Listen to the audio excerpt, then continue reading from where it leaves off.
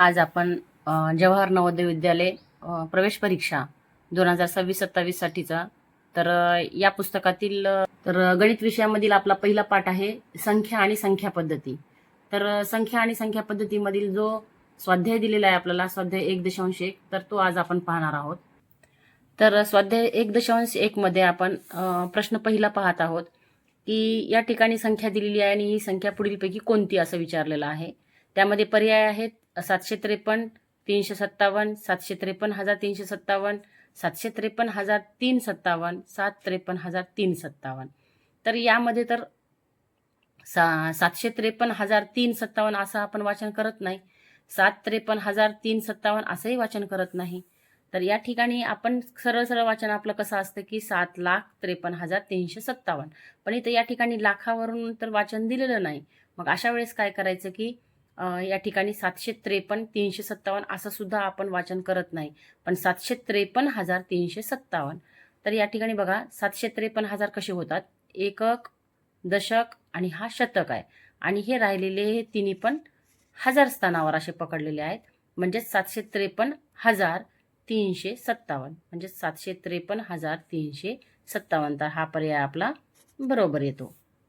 प्रश्न दुसरा काय म्हणतो बघा की 1, 4, 6, 8 आणि 9 हे अंक प्रत्येकी एकदाच वापरून त्यापासून बनवलेली सर्वात मोठी पाच अंकी संख्या कोणती. तर या अंकापासून सर्वात मोठी 5 अंकी संख्या आपल्याला बघायची आहे. तर सर्वात मोठी 5 अंकी संख्या म्हणजेच अगोदर 9, 8, 6, 4 आणि 1. 9, 8, 6, 4 आणि 1 म्हणजे 98,641. तर ही संख्या सर्वात मोठी येते, म्हणून पर्याय क्रमांक बी हे उत्तर योग्य आहे. त्यानंतर तिसरा प्रश्न म्हणतोय की किमान 6 अंकी संख्या आणि कमाल 4 अंकी संख्या यामधील फरक किती आहे. तर आपण काढूया कमाल आणि किमान. कमाल म्हणजे सर्वात मोठी संख्या आणि किमान म्हणजे सर्वात लहान संख्या. आता या ठिकाणी बघा किमान 6 अंकी म्हटलेला आहे. किमान म्हणजे जी लहानात लहान आहे 6 अंकी संख्या. कोणती आहे लहानात लहान संख्या, तर 6 अंकी. तर या ठिकाणी आपल्याला पाहता येईल ही 1,00,000 ही 6 अंकी किमान संख्या आहे आपली. आणि याच्यातून आपल्याला काय करायचं आहे, यांच्यातला दोघांचा फरक काढण्यासाठी कमाल 4 अंकी संख्या. कमाल 4 अंकी संख्या म्हणजे 9,999 ही कमाल 4 अंकी आहे.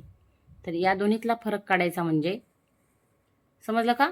किमान 6 अंकी संख्या म्हणजे जी किमान म्हणजे लहान आणि कमाल म्हणजे मोठी. तर किमान 6 अंकी संख्या कोणती आहे आपली, तर ही 1,00,000 आहे 6 अंकी. आणि कमाल 4 अंकी 9,999. तर यातला फरक काढण्यासाठी आपण या ठिकाणी हातचे घेत आलो. या ठिकाणी 10, 10तून 9 गेला 1, 9तून 9 गेला 0, 0, 0. या ठिकाणी 9 राहिले. तर किती आली आपली संख्या, 90,001 ही संख्या आलेली आहे याच्यातला फरक. तर या ठिकाणी बघा किमान 6 अंकी संख्या आणि कमाल 4 अंकी संख्या यामधील फरक किती आहे, 90,001 आपलं उत्तर आलं होतं. म्हणून 90,001 हे पर्याय सी मध्ये आहे, म्हणून पर्याय सी हे उत्तर बरोबर आहे. आता दशमस्थानी 9 असलेली विविध अंकाचा वापर करून बनणारी किमान संख्या कोणती. आता या ठिकाणी बघा दशमस्थानी 9 इथे आहेत, इथे आहेत, इथे आहेत, इथे आहेत. पण विविध अंकांचा वापर करून म्हणजे त्या ठिकाणी तोच अंक पुन्हा पुन्हा नाही आला पाहिजे, तो एकदाच आला पाहिजे.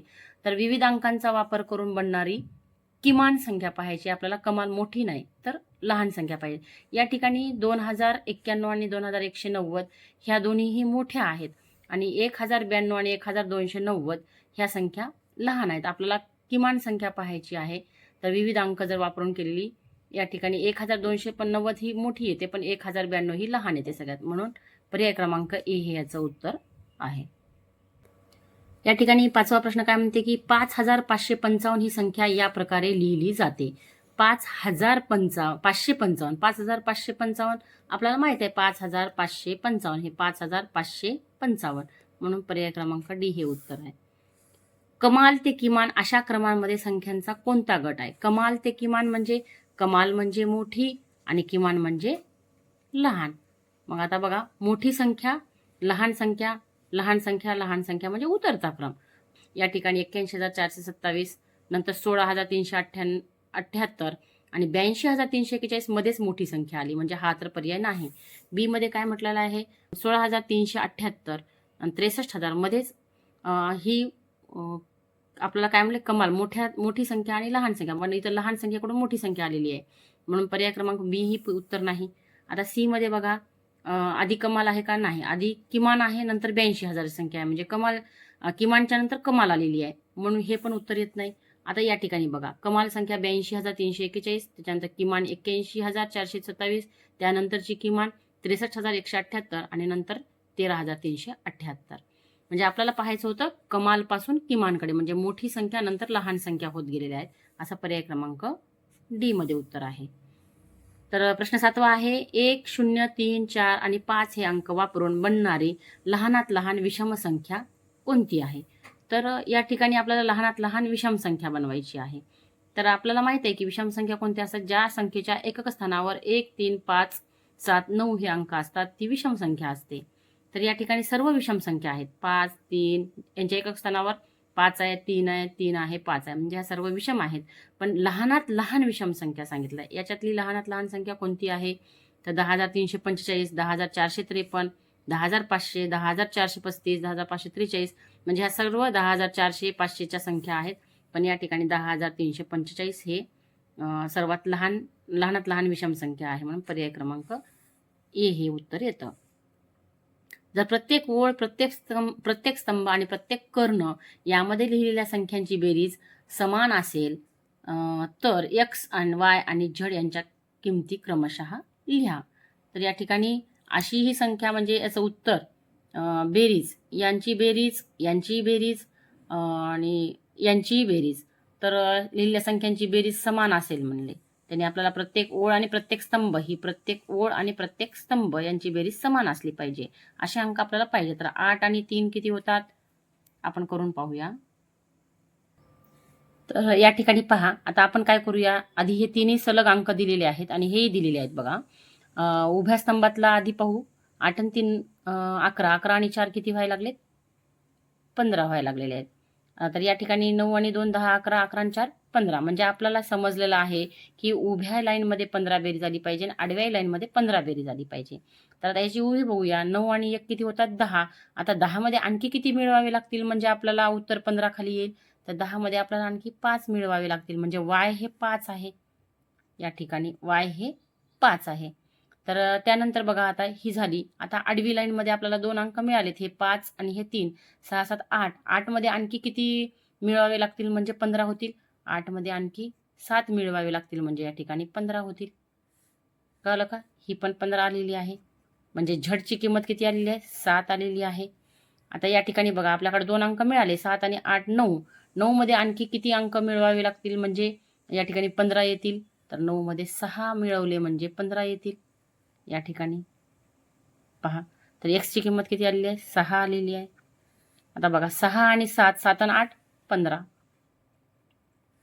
झालं का. आडवी 15, ह्या ठिकाणी आडवी 15 आलेली आहे. या ठिकाणी ह्या ओळीतली, आडव्या ओळीतली 15 आलेली आहे. ही उभी ओळ 15, उभा स्तंभ, हा उभा स्तंभ 15, हा उभा स्तंभ 15, म्हणजे आपल्याला प्रत्येक ह्याच्या एक्सची किंमत कळाली, वायची किंमत कळाली आणि झडच्या ठिकाणची किंमत कळालेली आहे.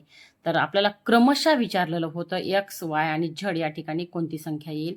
तर क्रमशः एक्स, वाय, झडच्या ठिकाणी 6, 5 आणि 7 हे अंक येतील. आपण पर्यायामध्ये पाहू. तर या ठिकाणी प्रत्येक ओळ, प्रत्येक स्तंभ आणि प्रत्येक कर्ण यामध्ये लिहिलेल्या संख्यांची बेरीज समान असेल तर एक्स, वाय आणि झड यांच्या किमती क्रमशः 6, 5 आणि 7 येतील. 6, 5 आणि 7. तर पर्याय क्रमांक ए हे आपलं उत्तर राहील. तर अशा पद्धतीनं आपण स्वाध्याय 1.1 मधील तर संपूर्ण प्रश्न आपण पाहिलेले आहेत. प्रत्येक प्रश्नाचं स्पष्टीकरण मी करून दिलेलं आहे.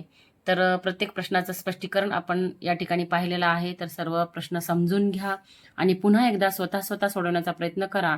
आणि अशा पद्धतीने अनेक प्रश्नांचा सराव अशा प्रश्नांवर आधारित आपण घेणार आहोत.